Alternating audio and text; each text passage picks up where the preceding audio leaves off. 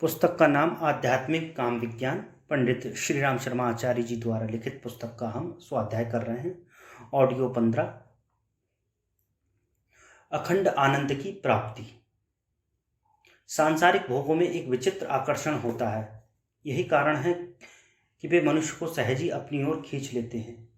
किंतु इससे भी अद्भुत बात यह है कि ये जितनी ही अधिक मात्रा में प्राप्त होते जाते हैं, मनुष्य का आकर्षण उतना ही उनकी ओर बढ़ता जाता है और शीघ्र ही वह दिन आ जाता है जब मनुष्य इनमें आकंठ डूबकर नष्ट हो जाता है। सांसारिक भोगों की ओर अशक्त की भांति विवश होकर खींचते रहना ठीक नहीं। मनुष्य को अपना स्वामी होना चाहिए। इस प्रकार यंत्रवत प्रवृत्तियों के संकेत पर प्रचालित नहीं होते रहना चाहिए। संयम मनुष्य की शोभा ही नहीं, शक्ति भी है। अपनी शक्ति को काम में लगाकर विनाशकारी भोगों के चंगुल से उसे अपनी रक्षा करनी चाहिए। मनुष्य जीवन अनुपम उपलब्धि है। इस प्रकार सस्ते रूप में इसका हास कर डालना न उचित है और न ही कल्याणकारी। यह निर्विवाद सत्य है कि भोगों की अधिकता मनुष्य की शारीरिक, मानसिक और आत्मिक तीनों प्रकार की शक्तियों का हास कर देती है। भोग जिनमें भ्रमवश मनुष्य आनंद की कल्पना करता है, वास्तव में विष रूपी ही होते हैं। ये रोग युवावस्था में ही अधिक लगता है। यद्यपि उठती आयु में शारीरिक शक्तियों का बाहुल्य होता है, साथ ही कुछ न कुछ जीवन तत्व का नवनिर्माण होता रहता है। इसलिए उस समय उसका प्रभाव शीघ्र दृष्टिगोचर नहीं होता है, किंतु अवस्था का उत्थान रुकते ही इसके कुपरिणाम सामने आने लगते हैं। लोग अकाल में वृद्ध हो जाते हैं, नाना प्रकार की कमजोरियों और व्याधियों के शिकार बन जाते हैं। 40 तक पहुँचते पहुँचते सहारा खोजने लगते हैं। इंद्रियां शिथिल हो जाती हैं और जीवन एक भार बन जाता है। शरीर का तत्व वीर्य, जो कि मनुष्य की शक्ति और वास्तविक जीवन कहा गया है, अव्यय हो जाता है, जिससे सारा शरीर एकदम खोखला हो जाता है। ईसा मसीह जीवन भर ब्रह्मचारी रहे। ऊंचे उठे और बुद्धिजीवी लोग अधिकतर संयमी जीवन ही बिताने की चेष्टा किया करते हैं। वैज्ञानिक, दार्शनिक, विचारक, सुधारक तथा ऐसे ही उच्च चेतना वाले लोग संयम का ही जीवन जीते दृष्टिगोचर होते हैं। गृहस्थ आश्रम में संतानोत्पादन का बहाना लेकर भोगपूर्ण जीवन बिताने वाले गृहस्थ आश्रम का सही मंतव्य नहीं समझते। सृष्टि क्रम को स्थिर रखने के लिए दाम्पत्य जीवन की अनिवार्यता स्वीकार अवश्य की गई है, तथापि उसमें भी संयम का महत्व कम नहीं किया गया है। धर्म कर्तव्य के रूप में संतान सर्जन और बात है, और कामुकता की वशीभूत होकर दाम्पत्य जीवन को भोग का माध्यम बना डालना भिन्न बात है। उस प्रकार के आचरण को संसार के सभी विद्वान और विवेकशील व्यक्तियों ने अनुचित तथा मानव जीवन को नष्ट करने वाला बतलाया है। वेद भगवान ने तो यहाँ तक कहा है कि ब्रह्मचर्य तपस्या देवा मां मुमुपाधृत। ब्रह्मचर्य के प्रभाव से मनुष्य बलवान तथा शक्तिवान ही नहीं बनता, वरन मृत्यु तक को जीत सकता है। ब्रह्मचर्य की महिमा बतलाते हुए छांदोग्योपनिषद में तो यहाँ तक कहा गया कि एक तरफ चारों वेदों का उपदेश और दूसरी तरफ ब्रह्मचर्य। यदि दोनों को तोला जाए तो ब्रह्मचर्य का पल्ला वेदों के उपदेश के पल्ले के बराबर रहता है। विषयों का निषेध करते हुए भगवान गीता में स्पष्ट कहा है, एहि संस्पर्शंजा भोगा दुःख्योनया एवते आद्यंतवंता कौन्तेय न तेषु रमते बुधा। जो इंद्रिय तथा विषयों के संयोग से उत्पन्न होने वाले सब सुख हैं, यदि वे विषयी पुरुष को सुख रूप प्रतीत होते हैं, किंतु वास्तव में होते वे दुख के ही हेतु हैं और नाशवान भी। इसलिए हे कुंती पुत्र अर्जुन, बुद्धिमान व्यक्ति उनमें आसक्त और लिप्त नहीं होते। न केवल धर्मशास्त्रों में ही अपितु लौकिक शास्त्रों में भी ब्रह्मचर्य की महिमा का बखान किया गया है। आयुर्वेद संबंधी ग्रंथ चरक संहिता में कहा गया है, सताम उपासनम सम्यग सताम परिवर्जनम ब्रह्मचर्योपवासश्च नियमाश्च पृथक विधा। सज्जनों की सेवा, दुर्जनों का त्याग, ब्रह्मचर्य, उपवास, धर्म शास्त्र के नियमों का ज्ञान और अभ्यास आत्मकल्याण का मार्ग है। यही नहीं कि भारतीय मनीषियों ने ही जीवन में ब्रह्मचर्य संयम का गुण गाया हो, विदेशी विचारकों ने भी इसकी कम प्रशंसा नहीं की है।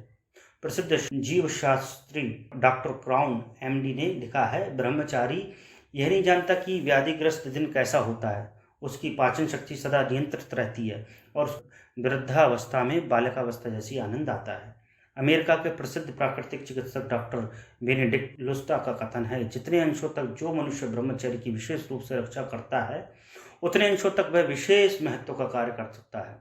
सिद्ध संत स्वामी राम तीर्थ और योगी अरविंद ने वीर्य को वैज्ञानिक महत्व प्रकट करते हुए अपने अनुभव इस प्रकार व्यक्त किए हैं, जैसे दीपक का तेल बत्ती के द्वारा ऊपर चढ़कर प्रकाश के रूप में प्रणीत होता है, वैसे ही ब्रह्मचारी के अंदर का वीर्य सुषुम्ना नाड़ी द्वारा प्राण बनकर ऊपर चढ़ता हुआ ज्ञान दीप्ति में प्रणीत होता जाता है।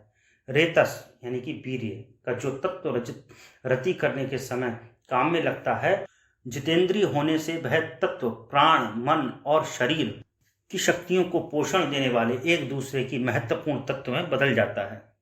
अपने पिता आशुतोष शिवजी को प्रसन्नचित्त जानकर कुमार संभव ने उनके पास जाकर पूछा, तात, आपने जिस प्रकार दुर्लभ साधनाएं की वैसा साहस किसी में ना हो, और वह सिद्धियों का स्वामित्व तथा ब्रह्म को प्राप्त करना चाहता हो तो उसे क्या करना चाहिए?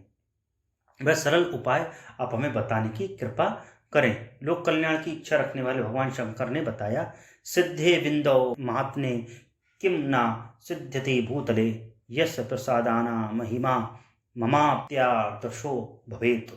वत्स, उसका एक उपाय है अखंड ब्रह्मचर्य, अर्थात उसने यत्नपूर्वक अपने वीर्य को सिद्ध कर लिया है, उसके लिए इस पृथ्वी में कुछ भी दुर्लभ नहीं रह जाता। सिद्ध वीर्य पुरुष तो मेरे समान समर्थ हो सकता है। वीर्य तत्व के बारे में इन पंक्तियों में जो कुछ कहा गया है उसकी यथार्थता का अनुमान तो ब्रह्मचर्यवर्ती जीवन बिताकर ही किया जा सकता है, पर अब उसकी यथार्थता वैज्ञानिक भी मानने लगे हैं और कहते हैं कि वीर्य कीट जिस सुरक्षित घोल में रखे जाते हैं उसी से अनुमान किया जा सकता है कि वीर्य सृष्टि का कितना महत्वपूर्ण तत्व है। वीर्य एक प्रकार का रसायन है। वीर्य कीट उसमें रहने वाले जीवाणु होते हैं।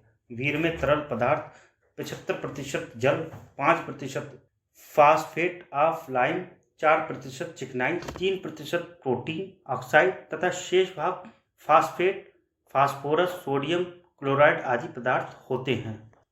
पुरुष के शुक्र कीट स्पर्म तथा स्त्री के डिम्ब ओवम का उत्पादन पुरुष के अंडे कोश तथा स्त्री के अंडाशय में होता है। यहाँ से एक प्रकार का रस, जो कि वीर्य रसायन का एक प्रकार का प्लाज्मा होता है, स्रावित होता है, जो सारे शरीर में ओज और तेजस की भांति छाया रहता है। यह तेजस की परस्पर आकर्षण का कारण होता है। जिस शरीर में वीर्य की प्रचुर मात्रा होती है वह काले कुबड़े होने पर भी आकर्षक लगते हैं। कहते हैं अष्टावक्र ने जो शरीर में 8 स्थानों से टेढ़ा था, अपनी संयम शक्ति द्वारा मुखमंडल पर वह तेजस्विता अर्जित कर ली थी कि महाराज जनक भी उसकी ओर देखकर हतप्रत हो उठे थे। पुरुषों के शरीर में पौरुष और स्त्रियों के शरीर में स्त्रीत्व के लक्षणों का कारण यह वीर्य ही होता है, जिसे आयुर्वेद की भाषा में अंतः वीर्य की संज्ञा दी गई है। आधुनिक विज्ञान इतना विकसित हो जाने पर भी वीर्य की उत्पत्ति का कोई सिद्धांत निश्चित नहीं कर पाया। सामान्य रासायनिक रचना के अतिरिक्त उन्हें इतना ही पता है कि वीर्य का एक कोष स्पर्म स्त्री के डिम्ब ओवम से मिल जाता है। यही वीर्य कोष पुनः उत्पादन प्रारंभ कर देता है और अपनी तरह के तमाम कोष मां से प्राप्त आहार द्वारा कोष विभाजन प्रक्रिया 1 से 2, 2 से 4, 4 से 8 के अनुसार विभक्त होता चला जाता है। कहना ना होगा कि वीर्य का परमाणु चेतना का सर्वाधिक सूक्ष्म अंश, इनकी लंबाई 1/1600 से 1/1700 से इंच तक होती है। इसमें न केवल मनुष्य शरीर वरन विराट विश्व के शक्ति बीज छिपे होते हैं। सृष्टि की परंपरा की क्षमता भी इन्हीं बीजों में होती है। उसकी शक्ति का अनुमान किया जाना कठिन है।